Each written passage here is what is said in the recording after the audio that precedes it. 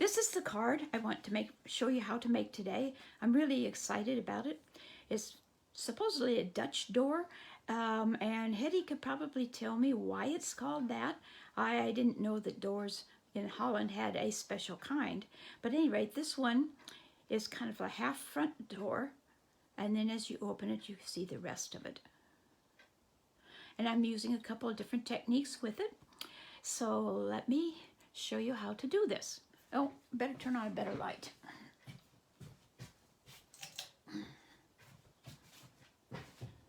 That doesn't seem to have helped much.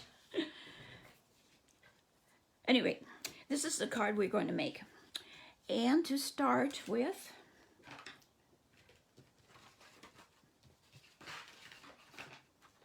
you need a piece of 11 by 4¼ inches, which we will score in half at 5½. Yep. Do it this way so you can see it better. And then I better turn it around.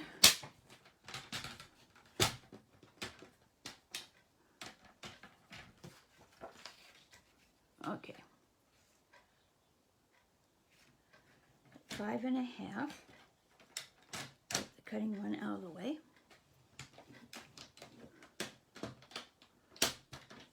So we scored it 5½. Then we're going to turn it on the end. This is to make the card base. And at 2 1/8, we'll place the edge there at 2 1/8. And we will cut down to the score line. Not past like I did, but just down to it.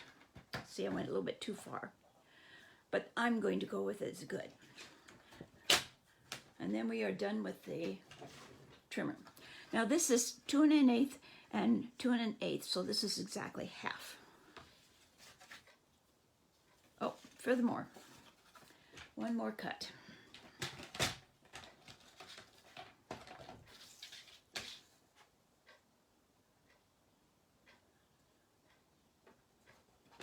Then you cut the top half down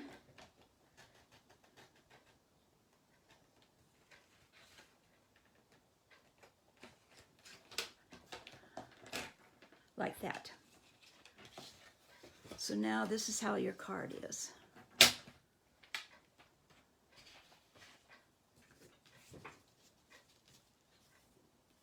So this is what we're calling the Dutch door. I chose to put a piece of paper, Designer Series paper. This is the hand-penned paper. And I'm going to put that right in front like that. This is 2 inches by 5¼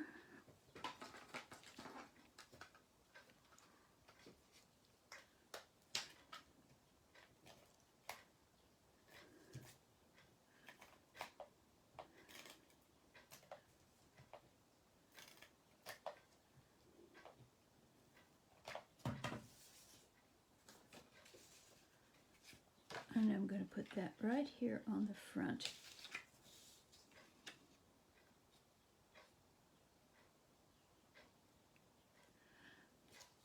This is one of my favorite of the new Designer Series papers. There are so many pretty, pretty designs to it. Okay, then for the inside of the card, I've chosen a piece of basic white. It is 5¼ by 4, and I've embossed it with the textured painted texture embossing folder, and I only wanted the top half. See, I wanted the top half to be embossed so I could write down here on the bottom. So I put it in about halfway. She could have measured it, but I'm not that exact.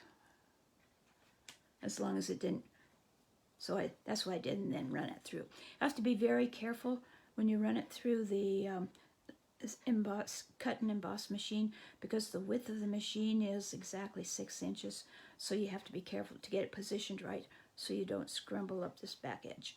That's a word, scrumble. Yep. Bend it up. Now to bring out the texture of this a little more, I mean, you can see it. You can see it when it's on there like that.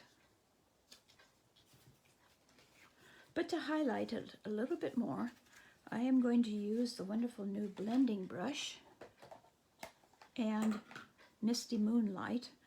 This cardstock is Misty Moonlight. Should have told you that. It's one of the colors in the Designer Series paper. And these blending brushes are absolutely wonderful. They are so soft, and you can rinse them under water with no problem at all. It's got a little bit of green staining to it, but it doesn't affect the use of it whatsoever. So kind of lightly brush the surface so that the raised portions are highlighted. And then you can blend to your heart's content, just to give it a little bit of color.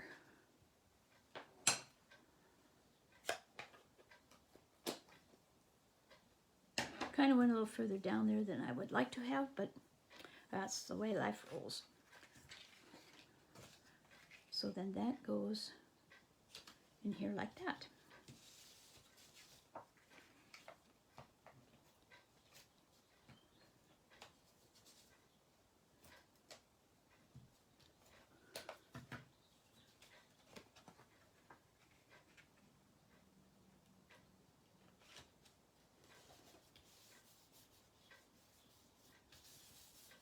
And I could probably speckle it down below here so that it looked like that was supposed to be there. I don't think the stamp set has specklings. It does. This is the stamp set I'm using for the flower and for just the flower, but it does have some speckles. Let's see how that works.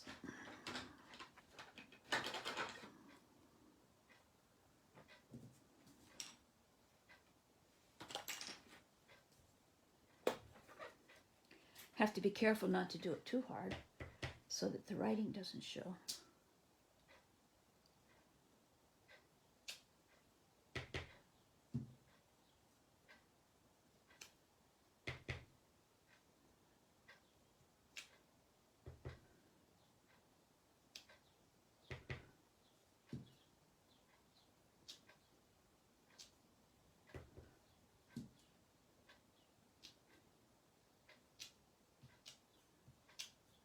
Yeah, that works to cover it up.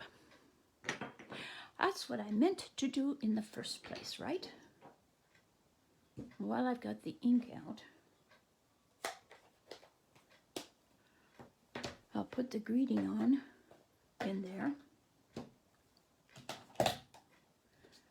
with the evening evergreen, excuse me.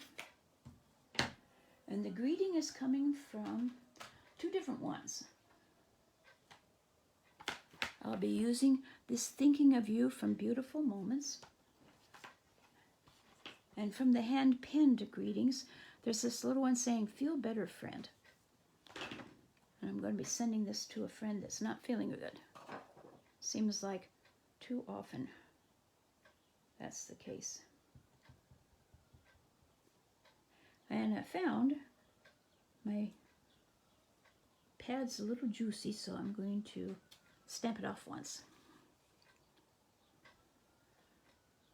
So there you have Feel Better, Friend. And I have already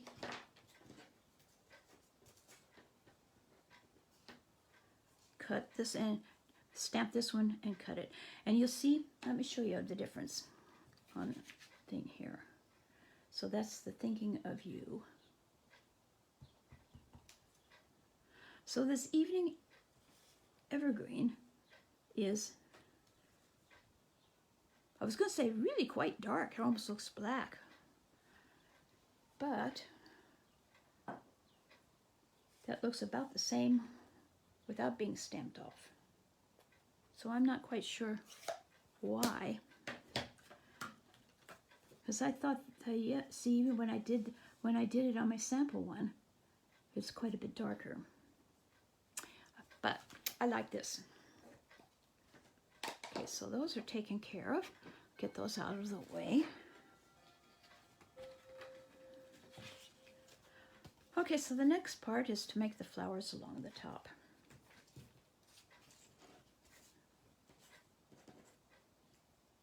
I have already cut out, stamped and cut out 2 of the 3 flowers. See, going across there. To save time. This is a 2-step one. I'm going to be stamping the blossoms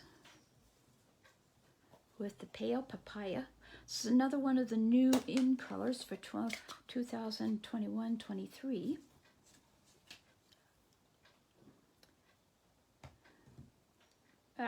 You know what? I do that all the time. Wrong side would give a wrong impression. I'll be right back.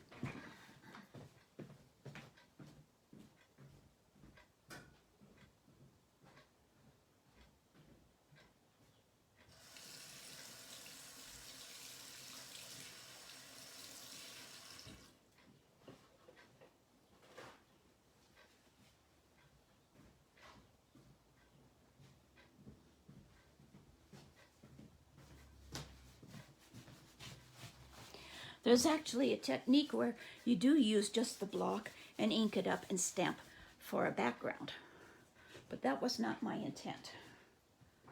So get the stamp side down. And then line it up. One of the beautiful things about the photopolymer stamps is that you can see right through them to see that you have got everything lined up perfectly.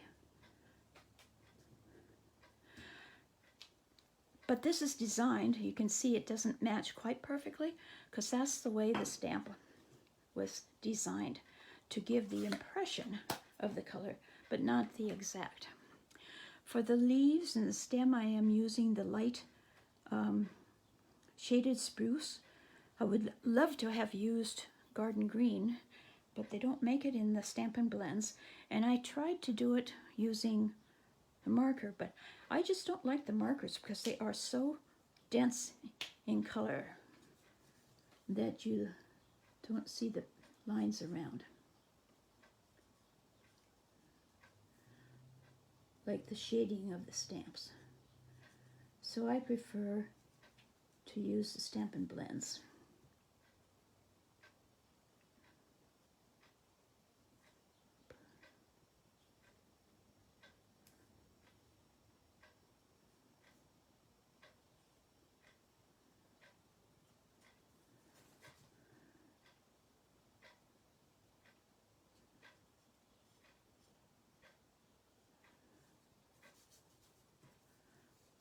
I got another shipment of supplies today from Stampin' Up! And I had enough time to open them, but not to play with them yet. I don't know. No matter how many stamps you have, you're always excited, seems like, to get more. So this greeting I cut out with this die from the Color and Contour bundle. And this die fits this, cuts out this flower very, very easily.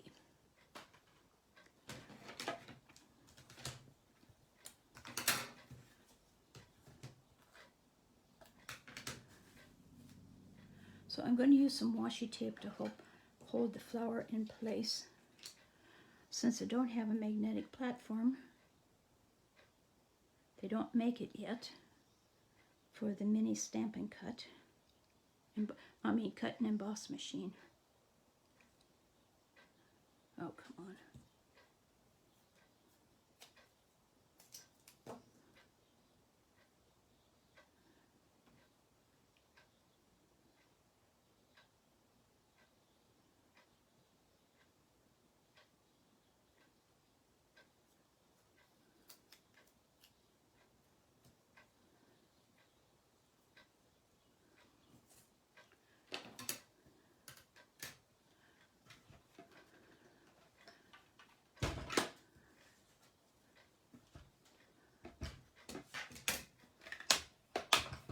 Love this little machine. Takes up so little space.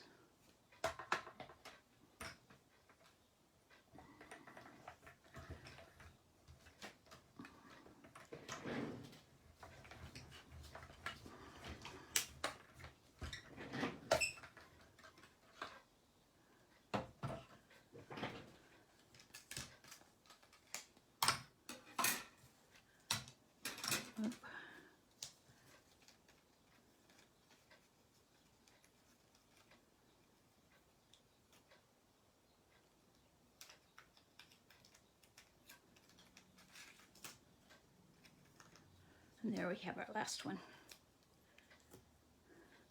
All cut out.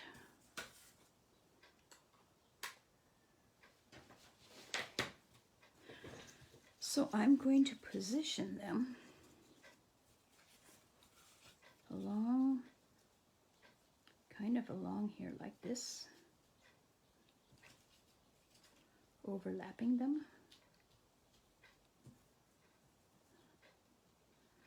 And this last one, actually, I'm going to cut off the long part of the stems of all of them.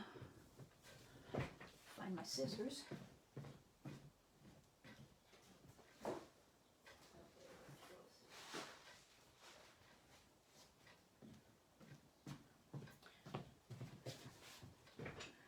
Because we don't need those that part of the stem. So I'm just going to cut it right here at the leaf. Like that.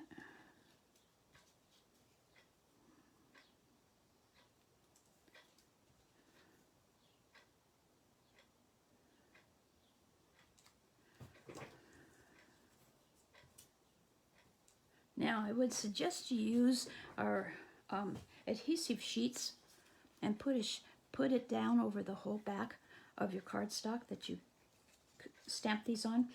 I used a piece that was 8.5 by 2.5, and I should have put the adhesive over the back of it before I cut it out, but I didn't. So I'm going to use multi-purpose liquid glue to put them down. Just little drops for the most part.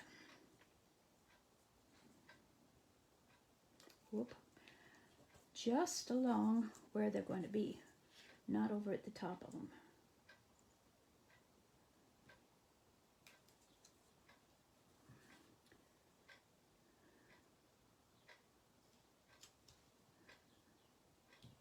Like that. If there's glue on the back there, nope.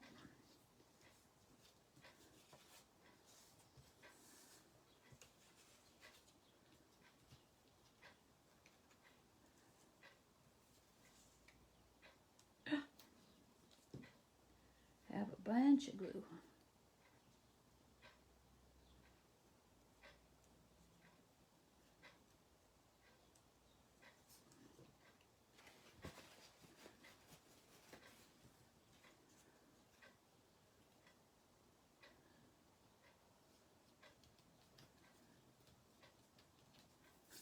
Messy, messy.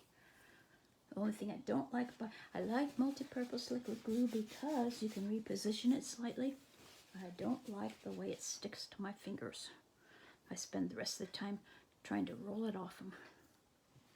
For this one, I'm going to take that extra off first. Okay, where's my other? Okay, where did the other flower disappear to? Here it is.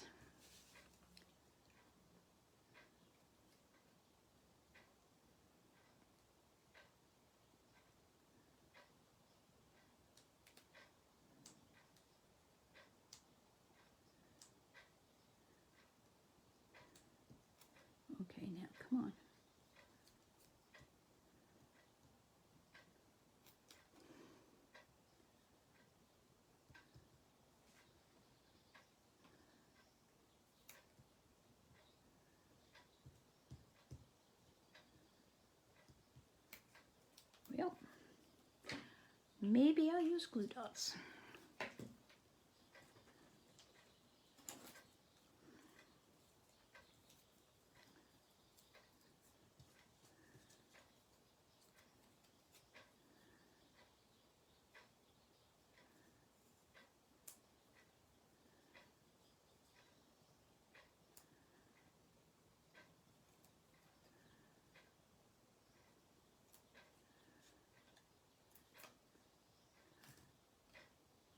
See if I can get that off my thumb.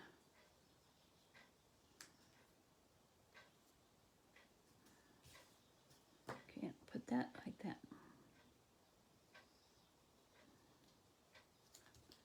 There. So see how that covers up like that?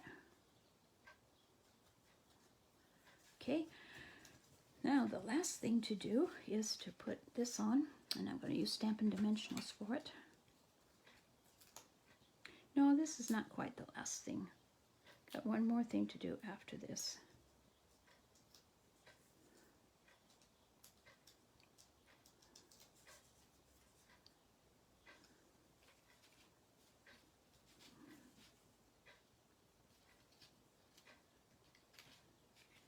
I got my flowers a little bit high this time. But that works out still pretty nice. And the last thing to do is a bow. I love ribbon, and I love having it on my cards. And where did it go? It is here on the table. If you saw the other side of this table, you'd understand why I can't find it. This is ridiculous.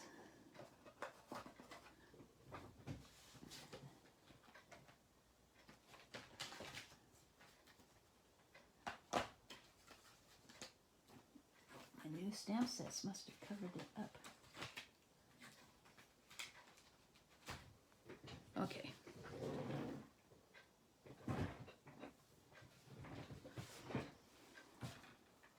Ha! It was right there all the time. And I debated about just putting it across like that, but decided to just do a large, long overhand knot. Keep it simple.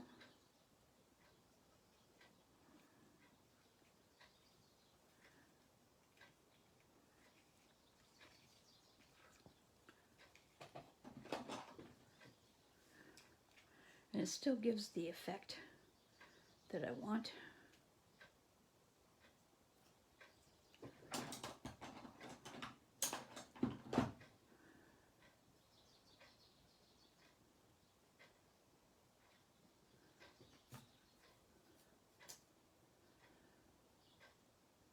I'll stick that on with a glue dot.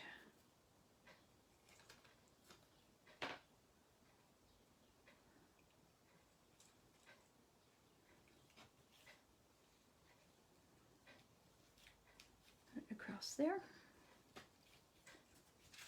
And there you have it. Only one thing left for me to do is to put my name on the back.